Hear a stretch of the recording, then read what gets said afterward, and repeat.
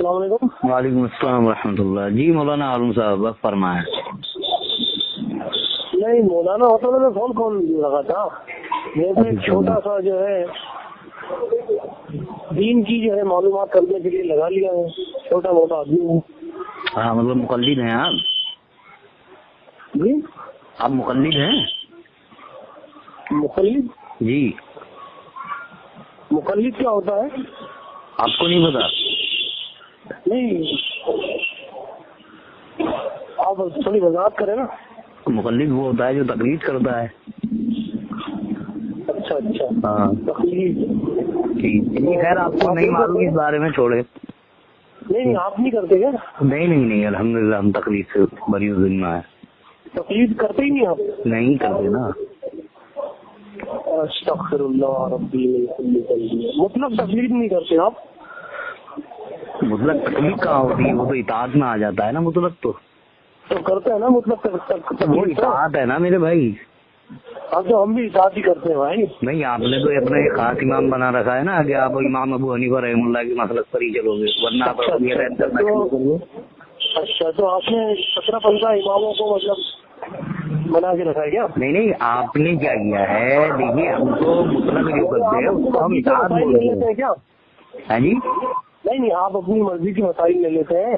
ہم بول رہے ہیں نا ہم تو اطاعت کرتے ہیں. آپ اپنی مرضی کی مسائل لیتے ہو. مرضی ہے امام ابو حنیفہ رحمہ اللہ کی اور ان کے صاحب ہیں کی. اس مرضی کے مطابق آپ نے اپنا دین بنایا ہوا ہے. آپ جو ہے مطلب تقلید کے منکر ہے نا. نہیں بالکل ہم تو تقلید کے ہی منکر ہیں. مطلق ہو یا پھر شخصی ہو. مطلق ہے. ہاں جس کو آپ مطلق بولتے ہو ہم اس کو اطاعت بولتے ہیں الحمدللہ. وہ آیت ہے نا قرآن میں بسم اللہ الرحمن الرحیم یا ایھا الذین آمنوا اطیعوا اللہ واطیعوا الرسول واولی الامر منکم. جی وَإِن تَنَازَعْتُمْ فِي شَيْءٍ فَرُدُّوهُ إِلَى اللَّهِ وَالرَّسُولِ. جی آپ نے کہا کہ ہم کسی کی نہیں کرتے. نہیں ہم کیا کرتے ہیں تو آپ نے ہدایت کا انکار کر دیا نا. نہیں ہم تو ہدایت پر عمل کر رہے ہیں نا تبھی تو اطاعت ہے.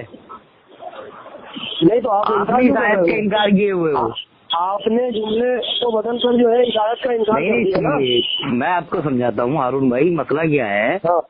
مسئلہ یہ ہے کہ جہاں اللہ حکم دے رہا ہے کہ اگر کوئی تم میں اللہ کی اطاعت کرو رسول اللہ کی اطاعت کرو اور تم میں اگر کوئی تنازع پیدا ہو جائے تو اس کو لوٹاؤ اللہ اور اس کے رسول کی طرف. نہ کہ اماموں کی طرف, نہ کہ اپنے عالم دین کی طرف, نہ کہ اپنے علماء کی طرف, نہ کہ اپنی جماعت کی طرف. بلکہ حکم کیا دیا کہ اللہ اور اس کے رسول کی طرف اس مسئلے کو لوٹا دو. ٹھیک ہے. اب اس کے بعد اگر تمہیں مسئلہ نہیں مل رہا ہے تو پھر تم یہ دیکھو قرآن کیا کہہ رہا ہے, حدیث کیا کہہ رہا ہے. نہیں تو یار اب جب مسئلہ نہیں مل رہا ہے تو تقلید کر رہا ہے نا پھر آپ. نہیں وہی تو کا انکار کر دیا. جب مسئلہ نہیں مل رہا تبھی تو تقلید کی اطاعت کی طرف کو جانا پڑ رہا ہے. اللہ کیا کہہ رہا ہے کہ اس کو لوٹاؤ اللہ اور اس کے رسول کی طرف. ہاں بھائی کوئی حدیث میرے ہاتھ سے کوئی بات ذہن میں نہیں ہے, علم میں نہیں ہے تو اس کا مقصد یہ نہیں ہے کہ ہم کسی ایک آدمی کی بات کو مان کر اس کو فالو کرنا شروع کر دیں. بلکہ یہاں سے تحقیق کا ایک ذریعہ ایک راستہ اللہ نے نکالا ہے کہ پھر آپ تحقیق کرو اور اس مسئلے کو قرآن حدیث میں تلاش کرو. اچھا یہ کس کے لیے؟ عالموں کے لیے کہ عام جاہلوں کے لیے؟ یہ آیت یا ایھا الذین آمنوا ایمان والوں کے لیے ہے. آپ ایمان والے ہو یا نہیں؟ یہ ایمان والوں کے لیے ہے. اب کیا آپ عالموں کو ہی ایمان والا مانتے ہیں, اپنا آپ کو غیر ایمان مانتے ہیں؟ 20 روپے کا بیٹا. ہارون بھائی اچھا میں ہاں میں سن رہا ہوں. 1-2 منٹ یار اب آپ ٹائم لیے ہو پھر بھی بات نہیں کر رہے. 1-2 منٹ.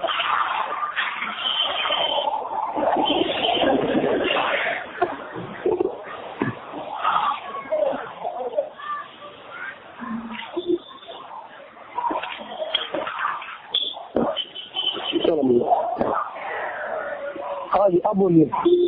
میں یہ بول رہا ہوں اس آیت میں جو حکم دیا گیا ہے اللہ نے کہا یا ایھا الذین آمنوا, اچھا ایمان والو. تو آپ یہ اس آیت سے آپ یہ کہنا چاہتے ہیں کہ یہ صرف عالم دین کے لیے ہے یا یہ آیت مطلقاً ہے یعنی ایمان والوں کے لیے ہے؟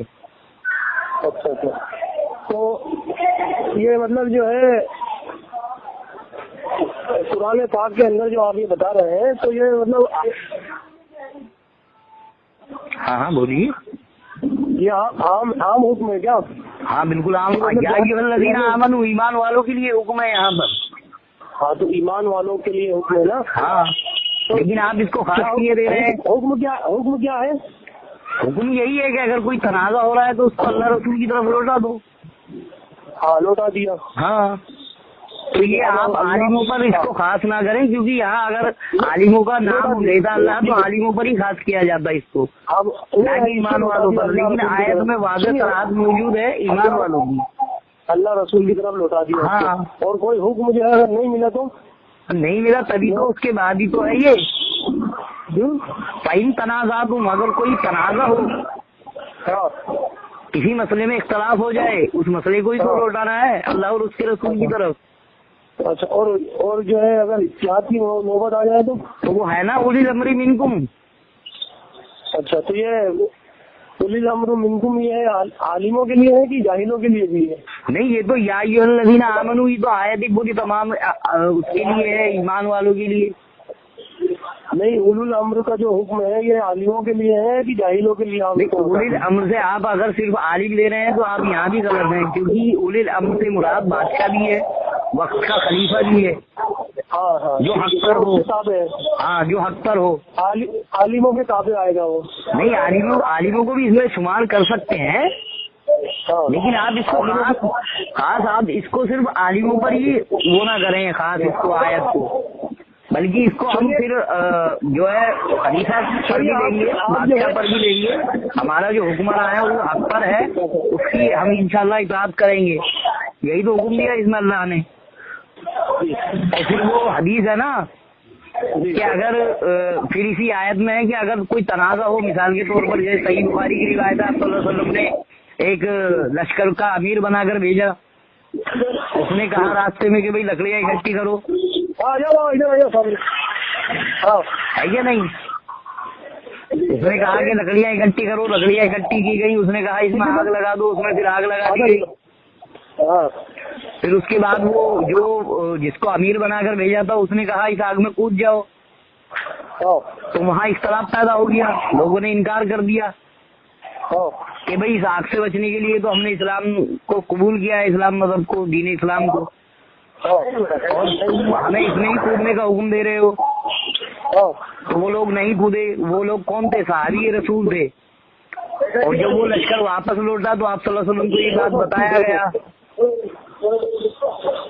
تو آپ صلی اللہ علیہ وسلم نے کیا کہا کہ اگر تم اس آگ میں کود جاتے تو سچ مچ تم جہنمی ہوتے مطلب جہنم میں جاتے. ہاں تو انہوں نے اختلاف کر دیا نا اس آیت کی روح سے فَإِن تَنَازَعْتُمْ فِي شَيْءٍ فَرُدُّوهُ إِلَى اللَّهِ وَالرَّسُولِ. ہاں تو یہ تو واضح حکم ہے اس آیت میں تو الحمدللہ تقلید کی کمر توڑ رہی ہے. اور اس کی میں آپ کو مثال دے کر سمجھاتا ہوں. ایک دیوبندی عالم تھے جن کا نام محمود الحسن تھا. ہاں محمود الحسن نام تھا ان کا. دیوبندی عالم تھے بہت پائے کے عالم تھے. ان کے قاسم نانوتوی کے شاگردوں میں سے تھے وہ. سن 1960 میں یعنی 1960 میں انہوں نے ایک کتاب لکھی تھی اضاء الادلہ. تو انہوں نے تقلید کو ثابت کرنے کے لیے اس آیت میں تحریف کر دی تھی. ہاں میں بتاتا ہوں. اس آیت میں ہے یا ایھا الذین آمنوا اطیعوا اللہ واطیعوا الرسول واولی الامر منکم. تو اس کے آگے انہوں نے لکھا فَإِن تَنَازَعْتُمْ فِي شَيْءٍ فَرُدُّوهُ إِلَى اللَّهِ وَالرَّسُولِ وَأُولِي الْأَمْرِ مِنكُمْ. یعنی انہوں نے اولی الامر منکم کے الفاظ اپنی طرف سے بڑھا دیے تھے جو قرآن میں نہیں ہے. الحمدللہ سورہ نساء آیت نمبر 59 میں آپ دیکھیں گے فَإِن تَنَازَعْتُمْ فِي شَيْءٍ فَرُدُّوهُ إِلَى اللَّهِ وَالرَّسُولِ صرف یہاں تک ہے. اس کے آگے دوسری آیت شروع ہوتی مطلب دوسرے الفاظ ہیں لیکن انہوں نے اس آیت میں تحریف کر کے اس کے آگے لکھ دیا تھا وَأُولِي الْأَمْرِ مِنْكُمْ. تو اگر یہ اس آیت سے تقلید ثابت ہوتی تو ان کو ضرورت نہیں تھی قرآن پر حملہ کرنے کی. معاذ اللہ. نہیں ہمارا ان سے کوئی لینا دینا نہیں. میں آپ کو بات سمجھا رہا ہوں. مجھے معلوم ہے آپ کو ان سے کوئی لینا دینا نہیں ہے ہارون بھائی.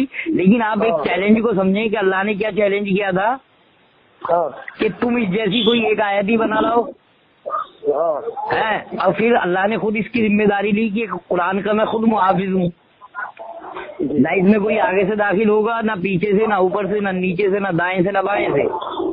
اچھا یہ بتائیے کہ آپ سنیے تو ایک منٹ سنیے ہارون بھائی، کمپلیٹ کرنے دیں مجھے، صرف ایک منٹ مجھے کمپلیٹ کرنے دیں، میں بات کو ختم کر دوں گا پھر آپ بولنا۔ اچھا یہ جو اللہ نے چیلنج دیا تھا، یہ اللہ نے جو چیلنج دیا تھا کہ تم قرآن میں اپنی طرف سے کچھ نہیں بڑھا سکتے، میں اس کا محافظ ہوں، یہ چیلنج اللہ نے یہود و نصارہ کو دیا تھا۔ ہاں بے شک، لیکن اللہ کی بے شمار لعنت ہو ان پر جنہوں نے قرآن میں تعریف کی اور اللہ کے چیلنج کو قبول کر لیا۔ یعنی یہود اور عیسائی کی ہمت نہیں ہوئی کہ قرآن میں اپنی طرف سے کچھ بڑھا دیں۔ ایک دیوبندی مولوی جو کہ حنفی مقلد تھا، اس نے 1960 میں قرآن میں تعریف کر دی اور قرآن کی آیت میں اضافہ کر دیا۔ لیکن الحمدللہ اہل الحدیث تب بھی تھے، اب بھی ہیں، اور انشاءاللہ قیامت تک رہیں گے۔ ان اہل حدیثوں نے اس کی گردن پکڑ لی تھی، اہل حدیثوں نے، اور اس کی زبان کو کھینچ کر باہر کر دیا تھا کہ تیری ہمت طاقت کیسے ہوئی کہ تو نے قرآن میں اپنی طرف سے اضافہ کیا۔ تو وہ ان کا کوئی مطلب نہیں ہے، وہ اور وہی کام الحمدللہ آج کے اہل حدیث کر رہے ہیں، اور وہی کام جب تک قیامت آئے گی انشاءاللہ اہل حدیث کرتے رہیں گے کہ باطل کمر توڑتے رہیں گے، قرآن حدیث میں کسی کو تعریف نہیں کرنے دیں گے انشاءاللہ۔ اچھا اب میرے کو یہ بتا دیجیے کہ یہ اولو الامر کا جو صیغہ ہے یہ جو ہے عالموں کے لیے ہے یا مطلب جاہلوں کے لیے بھی ہے؟ نہیں، میں تو بتایا آپ کو، اس کو آپ عالموں پر قیاس نہیں کر سکتے، یہ تو خلیفہ کے لیے بھی ہے، بادشاہ کے لیے بھی ہے، کوئی کسی جماعت کا امیر بھی ہے، اس کے لیے بھی ہے، کوئی ہمارا حکمراں ہے اور وہ حق پر ہے۔ دیکھیے یہ جملہ آپ نوٹ کرتے رہنا کہ جو حق پر ہے ہمارا حکمراں ہے تو یہ اس کے لیے بھی ہے، ہمیں اطاعت کرنا ہے، اس کی پیروی کرنا ہے اس کی۔ کوئی جاہل فتویٰ دے سکتا ہے؟ نہیں تو میں کب بول رہا ہوں جاہل فتویٰ دے گا؟ تو پھر آپ اس کو جو ہے اس آیت کے حساب سے تو آپ اس کو تکلیف مستحد بنا دیا آپ نے اس میں۔ یہ آپ سمجھے نہیں، آپ صرف اولی الامر منکم کو ہی کیوں لے رہے ہیں آپ؟ اولی الامر کی نا، یہ ایمان والوں کے لیے ہے یہ آیت۔ میں آپ سنیں گے تو انشاءاللہ میں بالکل کلیئر کر کے آپ کو سمجھا دیتا ہوں۔ یا ایھا الذین آمنوا اطیعوا اللہ واطیعوا الرسول، یہاں اللہ نے حکم دیا، اطاعت کا لفظ لے کر آیا اللہ کہ اطاعت کرو اللہ کی اور اس کے رسول کی، لیکن آگے کے جملے سنیے، وَأُولِي الْأَمْرِ مِنْكُمْ، وہاں اللہ نے اطاعت کا ذکر نہیں کیا، بلکہ اس اطاعت کو ہم مشروط طور پر لیتے ہیں، جس طریقے سے مشروط ہوتا ہے نا کوئی امر، مشروط طور پر بالکل۔ ارے تکلیف کیوں لے کر آ رہے ہو آپ بیچ میں؟ کیوں تکلیف سے آپ کو کیا تکلیف ہے؟ نہیں تکلیف اس لیے ہے کہ حضرت عبداللہ ابن مسعود رضی اللہ تعالیٰ عنہ نے منع کیا ہے تکلیف سے۔ آپ نے کہا ارے میں تو آپ کو حوالہ دوں گا، کوئی ویسی تھوڑی کہہ رہا ہوں میں جھوٹی بات آپ کو، آپ اپنے عالم دین سے اس کا رد کرا دینا، میں بریلوی ہو جاؤں گا۔ میں تو حدیث ابن مسعود رضی اللہ تعالیٰ عنہ سے تقلید کا رد کر رہا ہوں نا۔ انہوں نے کہا کہ کسی کی بھی تقلید مت کرنا، دین میں کسی کی تقلید مت کرنا، بس اگر تم انکار کرتے ہو تو مردوں کی اقتدا کرو، زندوں کی نہیں۔ زندوں کی تقلید مت کرو، مردوں کی کرو۔ نہیں اقتدا کہا انہوں نے، اقتدا تقلید نہیں کہا۔ اچھا تقلید میں اور اقتدا میں کیا فرق ہے؟ تقلید اندھی ہوتی ہے نا، اس سے بولا اندھی ہوتی ہے، یہ تو بہت سارے عالم دین نے بولا ہے۔ اچھا اس میں تو اجماع ہے امت کا، تقلید کرنا واجب ہے۔ اب وہ کون سی تقلید ہے؟ اس سے تو اجماع ہے نا۔ وہ جو تقلید جس کو آپ تقلید سمجھ بیٹھے ہیں، دراصل وہ اطاعت ہے۔ اچھا ہاں وہ اطاعت ہے، آپ تقلید کے الفاظ سے کھیل رہے ہیں صرف، وہاں اطاعت کا حکم ہے۔ اگر آپ اس کو مانتے ہو، سنیے نا، اگر آپ تقلید اجماع، ارے یار میں جو پوچھ رہا ہوں اس کا آپ جواب دیجیے، اطاعت کس کریں گے؟ وَأُولِي الْأَمْرِ مِنْكُمْ، یہ کون لوگ ہیں؟ ارے کتنی بار بتاؤں آپ کو یار ہارون بھائی، عالم لوگ ہیں۔ ارے عالم بھی ہیں، بادشاہ بھی ہیں، خلیفہ بھی ہے، حکمراں بھی ہے، جماعت کا امیر بھی ہے۔ اچھا ہاں چلیے ٹھیک ہے، میرے کو اطمینان نہیں ہوا، لیکن آپ کو اطمینان تب ہوگا نا جب میں آپ کے من میں آدمی بات کہوں گا میں نے آپ کو عبداللہ ابن مسعود رضی اللہ تعالیٰ عنہ کی حدیث پڑھ کر سنایا، آپ کو اطمینان نہیں ہوا؟ بتائیے کیسے مطلب آپ مسلمان ہو اور کیسا آپ اپنے آپ کو اہل سنت کہنے کا دم بھرتے ہو یار، افسوس ہے آپ پر۔ عبداللہ ابن مسعود رضی اللہ عنہ کی روایت آپ کو پسند نہیں آئی؟ نہیں، آپ اطاعت اور اس میں اطاعت میں اور تکلیف کے بھائی تکلیف تو وہ ہے جو آپ نے 4 امام بنائے، 4 اماموں کو خاص کر لیا، صرف 4 اماموں کی ہی بات ماننی ہے، 4 میں بھی پھر آپ نے 3 کو چھوڑ دیا، 1 کی بات ماننی ہے، کیوں؟ کیا ایک انسان سے غلطی نہیں ہو سکتی؟ امام ابو حنیفہ رحمہ اللہ سے غلطی نہیں ہو سکتی کیا؟ بتائیں آپ۔ ہاں، امام ابو حنیفہ رحمہ اللہ نے کہا ہے کہ شوال کے 6 روزے رکھنا مکروہ ہے، آپ مانیں گے اس بات کو؟ اچھا، اگر مانیں گے تو کہیے ہاں کہ میں نہیں رہوں گا روزہ کبھی بھی، ہاں میں مکروہ سمجھتا ہوں، پھر ہم آپ کو حدیث پیش کریں گے، آپ صلی اللہ علیہ وسلم نے اس کے شوال کے 6 روزے رکھنے کا حکم دیا ہے۔ اچھا، تو وہی تو بول رہا ہوں نا کہ آپ مطلب حدیث سے مطلب فتویٰ دے سکتے ہیں۔ نہیں، وہی تو میں بتا رہا ہوں آپ کو کہ ایک بندے سے غلطی نہیں ہو سکتی ہے، ایک بندہ آپ حدیث کا حوالہ دے کر جو ہے بڑے بڑے ائمہ مجتہدین سے آپ الجھ سکتے ہیں نا۔ نہیں، میں آپ کو دیکھیے کیا ائمہ مجتہدین عبداللہ ابن مسعود رضی اللہ تعالیٰ عنہ سے اوپر ہے آپ کے نزدیک؟ تو انہوں نے تو اطاعت کا کہا ہے نا، تو اطاعت کیجیے نا، ہم کب منع کر رہے ہیں؟ آپ تو تقلید کرتے ہو نا، آپ تقلید کرتے ہو میرے بھائی، آپ اطاعت کیجیے نا، آپ متبع سنت بنیے، آپ پھر مقلد کیوں بنے؟ آپ متبع سنت بنیے، ہم تو چاہتے ہیں لوگ متبع سنت بنے، قرآن و سنت کی طرف آئیں، لوگ ادبی تقلید کو چھوڑ دیں۔ امام ابو حنیفہ نے کہا، سنت نہیں ہے کیا؟ امام ابو حنیفہ رحمہ اللہ نے کہا جو ہے یہ عقیقہ کرنا جو ہے وہ ناجائز ہے۔ عالموں کی اور بادشاہوں کی بات ماننا مجھے یہ بتاؤ، آپ بھی کہاں تقلید کرتے ہو؟ آپ صرف دم کرتے ہو۔ امام ابو حنیفہ نے کہا ہے کہ عقیقہ کرنا جو ہے وہ جائز نہیں ہے۔ کیا کرنا؟ عقیقہ جو ہوتا ہے بچوں کا عقیقہ، جی ہاں، انہوں نے کہا یہ جائز نہیں ہے۔ کس نے بولا ایسا؟ امام ابو حنیفہ رحمہ اللہ نے۔ اچھا، حوالہ؟ ہاں، حوالہ انشاءاللہ میں آپ کے پرسنل میں اسکین دوں گا، اس بات کا بھی اور اس کا بھی، جو انہوں نے شوال کے 6 روزوں کو مکروہ کہا ہے۔ اور امام ابو حنیفہ رحمہ اللہ سے پوچھا گیا کہ جوتے کی پوجا کرنے میں آپ کیسا سمجھتے ہو؟ انہوں نے کہا جوتے کی پوجا کرنے میں کوئی حرج نہیں ہے۔ جوتے کی پوجا، جوتے کی پوجا ہاں، کرنے میں کوئی حرج نہیں ہے، امام ابو حنیفہ رحمہ اللہ نے کہا۔ کیا آپ جوتے کی پوجا کرنا شروع کر دو گے کیونکہ انہوں نے کہا اس میں کوئی حرج نہیں ہے؟ بھائی انشاءاللہ یہ سارے اسکیل میں آپ کے پرسنل میں دوں گا، اور اگر نہیں دیا تو میں جھوٹا آپ سچے، اور میں مسلک بریلوی قبول کر لوں گا انشاءاللہ۔ چلو ٹھیک ہے۔ اچھا، ایک بات اور سن لیجئے، امام ابو حنیفہ رحمہ اللہ کے نزدیک اگر کوئی مرد اپنے باپ کی بیوی سے نکاح کرتا ہے، اس کے ساتھ جماع کرتا ہے، تو اس پر کوئی حد نہیں لگتی ہے، جبکہ دین اسلام میں آپ صلی اللہ علیہ وسلم نے اس کی حد کو مقرر کیا کہ اس بندے کی گردن مار دی جائے جس نے اپنے باپ کی بیوی سے نکاح کیا ہے۔ تو کیا آپ مانیں گے امام ابو حنیفہ رحمہ اللہ کے اس مسئلے کو؟ بتائیے مجھے آپ۔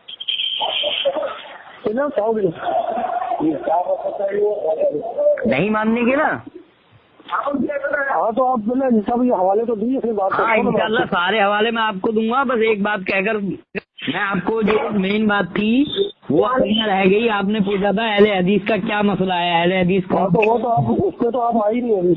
جی میں وہیں آ رہا ہوں، لیکن حوالے تو میرے پاس میں 40 سے 50 تک ہیں، جس میں امام اور امام احمد بن حنبل رحمہ اللہ، امام ابو داؤد رحمہ اللہ، امام ترمذی رحمہ اللہ، ان سب نے لفظ اہل حدیث الحمدللہ استعمال کیا ہے۔ لیکن آپ کہو کہ اس سے مراد جو ہے وہ صرف وہ لوگ ہیں، کون لوگ؟ جو عالم دین ہے، سلف صالحین ہے نہیں؟ تو اس پر سوال یہ اٹھے گا کہ بھئی کیا صرف سلف صالحین لوگ ہی جنت میں جائیں گے، آپ لوگ نہیں جاؤ گے جنت میں؟ بھئی اگر ہم کہتے ہیں امام ابو حنیفہ رحمہ اللہ سے پوچھا گیا طائفہ منصورہ کے بارے میں، تو انہوں نے کہا اس سے مراد اہل حدیث ہے۔ امام احمد بن حنبل رحمہ اللہ نے کہا اس سے مراد اہل حدیث ہے، اور اگر اہل حدیث نہیں ہے تو میں نہیں جانتا پھر وہ کون لوگ ہیں۔ تو الحمدللہ میں تو اسلاف سے ہم اپنا مسئلہ ثابت کرتے ہیں، اللہ کا شکر ہے قرآن حدیث سے اسلاف سے۔ یہ مروجہ اہل حدیث کے بارے میں آیا ہے کیا؟ نہیں، یہ تو جو لوگ حدیث پر عمل کرتے ہیں، ان کو یاد کرتے ہیں، ان سب کے لیے حدیث پر عمل. اچھا، وہی تو میں آپ سے پوچھنا چاہ رہا تھا کہ حدیث جی. کے عمل، ہاں، حدیث کے عمل کا مفہوم کیا ہے؟ ہاں، حدیث پر مفہوم کیا ہے، اس کی مفہوم ہے زبان میں ہوتا ہے. کوئی بات نہیں ہے، حدیثیں تو منسوخ بھی ہو چکی ہے. کون بولا یہ منسوخ ہے؟ کوئی حدیث منسوخ ہے، آپ کو نہیں پتا ہے؟ ان کو چھوڑ دیا جائے گا نا. منسوخ حدیث پر عمل کیوں ہوگا؟ جب منسوخ قرآن کی آیت پر عمل نہیں ہوتا تو حدیث پر کیوں ہوگا؟ پھر آپ اہل حدیث کا دعویٰ پھر کیسے کرتے ہو؟ تو یار منسوخ پر تھوڑی ہے نا، یہ ضعیف حدیثیں بھی ہیں، موضوع بھی ہیں، ہمارا سب پر دعویٰ تھوڑی ہے. ہمارا تو ان حدیثوں پر دعویٰ ہے جو راجہ کا دعویٰ ادھورا ہے، صحیح سند کے ساتھ میں ہے، صحیح اور حسن درجے کی روایتیں ہیں. تو آپ اہل سنت بولو نا اپنے آپ کو. تو اہل سنت ہے نا، اہل سنت. ارے بھائی اہل سنت کے بارے میں ہی تو پوچھا گیا تھا.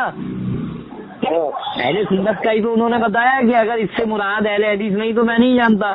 تو پتہ یہ چل رہا ہے کہ اصلی اہل سنت اہل حدیث ہیں. امام احمد رحمہ اللہ، اور انہوں نے تو اتنی بڑی بات کہی ہے. کس نے بولا؟ امام ابن حبان رحمہ اللہ نے. کیا فرماتے ہیں؟ ہاں، امام ابن حبان رحمہ اللہ نے فرمایا کہ اہل حدیث وہ لوگ ہیں جو حدیثوں پر عمل کرتے ہیں، ان کا دفاع کرتے ہیں اور ان کو مخالفین کا کلا کما کرتے ہیں. یعنی توڑ کر دیتے ہیں ان کی. آپ ہر صحیح حدیث پر عمل کرتے ہیں؟ صحیح ابن حبان الاحسان. میں آپ سے سوال کر رہا ہوں، آپ ہر صحیح حدیث پر عمل ہے؟ میری بات سنیے، آپ کا ہر صحیح حدیث پر عمل ہے؟ وہ حتی الامکان ہے. وہ کیسے ہوتی ہیں؟ وہ کنڈیشنز ہوتی ہیں. حدیث پر عمل کرنے کی بھی کنڈیشنز ہوتی ہیں میرے بھائی. نہیں تو کنڈیشنز ہوتی ہیں نا. آپ سفر میں ہو، سفر میں آپ کیسے کرو گے؟ وہاں پر دوسری حدیثیں آپ کو لینی پڑیں گی. آپ گھر پر ہو، آپ مقیم ہو، سنیے نا، صحیح حدیث ہے. آپ مقیم ہو، آپ گھر پر ہو، اپنے آپ ظہر کی کتنی رکھتے پڑو گے؟ آپ ہی کے منہ سے نکلا ہی نا. کیا آپ ہی کے منہ سے نکلی اس کی کنڈیشن؟ عمل حدیث صحیح ہے.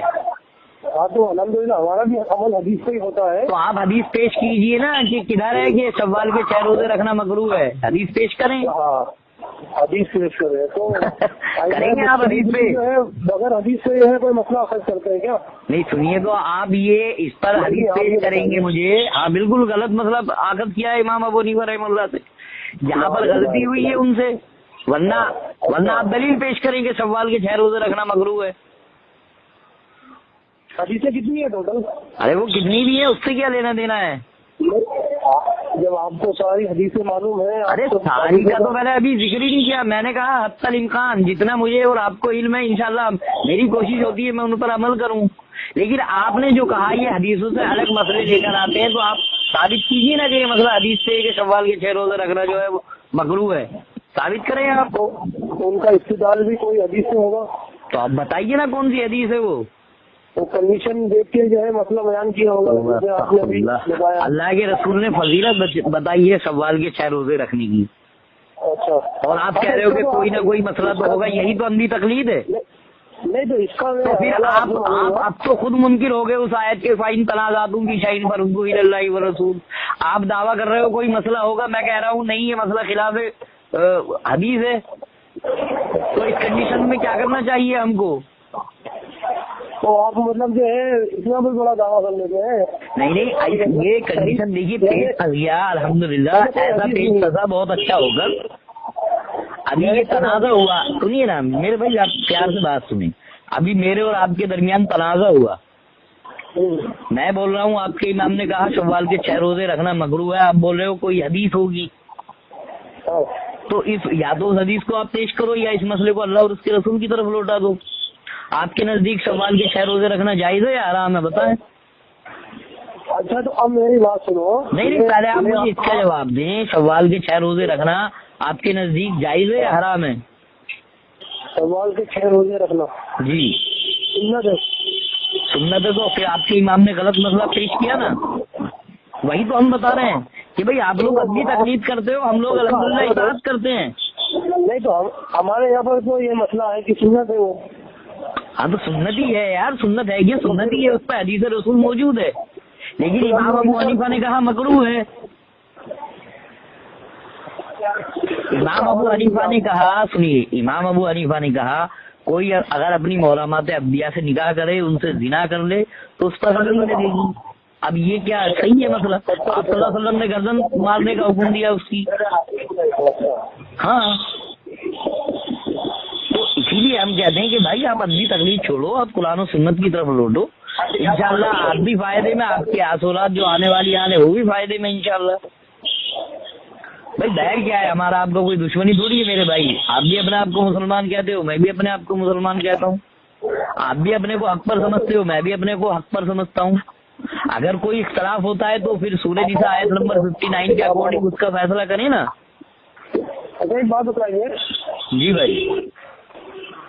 آپ امام اعظم ابو حنیفہ رحمۃ اللہ تعالیٰ ہے تو صحیح مانتے ہیں؟ دیکھیے ان کے شاگرد تھے امام ابن مبارک رحم اللہ.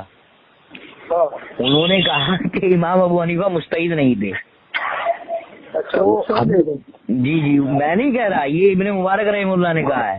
اب معاذ اللہ تو پھر امام ابن مبارک پر لعنت بھیجیے پھر آپ. اس کا بھی حوالہ دیجیے گا. ہاں بالکل انشاءاللہ آپ کو حوالے سارے ملیں گے. جتنی بات سنیے نا میرے بھائی، میری بات سنیے. انہوں نے کہا ہے کہ مجتہد نہیں تو آپ ان کو مجتہد نہیں مانتے؟ بھائی میری بات چھوڑیے نا، میں تو تین مہینہ تیرے میں، مجھے چھوڑیے نا. نہیں آپ کو کیوں چھوڑے بھائی، آپ ہی تو. آپ ان کو مجتہد مانتے ہیں؟ ہاں مانتے ہیں الحمدللہ. آپ بات ہے نا تو صحیح کوئی ایک مسئلہ ان سے مجھے ثابت کر کے دکھا دیں کہ انہوں نے اس مسئلے میں اجتہاد کیا ہے. چلیے میں بھی مجتہد مان لوں گا. کیا کرنا ہے؟ ایک مسئلہ باسند صحیح امام ابو حنیفہ رحم اللہ سے ثابت کر دیجئے کہ انہوں نے اس مسئلے کا اجتہاد کیا ہے اور اس کی سند صحیح ہے، اس کی سند میں کوئی ضعف نہیں ہے. آپ کوئی ایک مسئلہ ایسا مجھے پیش کر دیں، میں بھی ان کو مجتہد ماننے لگوں گا. اچھا تو آپ مطلب ان کو ایک بھی مسئلے میں جو ہے مجتہد نہیں مانتے؟ ارے بھائی آپ مانتے ہیں نا، میرا چھوڑیے، مجھے منوانا ہے تو آپ کو ایک مسئلہ ثابت کرنا ہے صرف. آپ تو کہتے ہو نا، سنیے نا، آپ کیا کہتے ہو؟ آپ کہتے ہو کہ امام ابو حنیفہ نے 12 لاکھ مسئلے قرآن اور حدیث سے اخذ کیے ہیں جن میں قرآن حدیث میں صراحت نہیں تھی. تو 12 لاکھ مسئلوں میں سے میں آپ سے مانگنا چاہیے تھا کم از کم 1,20,000، اس کو چھوڑیے. مانگنا چاہیے تھا 12,000، اس کو چھوڑیے. مانگنا چاہیے تھا 1,200، اس کو بھی چھوڑیے. مانگنا چاہیے تھا 12، اس کو بھی چھوڑیے. میں آپ سے صرف ایک مسئلہ پوچھ رہا ہوں جو باسند صحیح ہو، اس میں امام ابو حنیفہ رحم اللہ نے اجتہاد کیا ہو.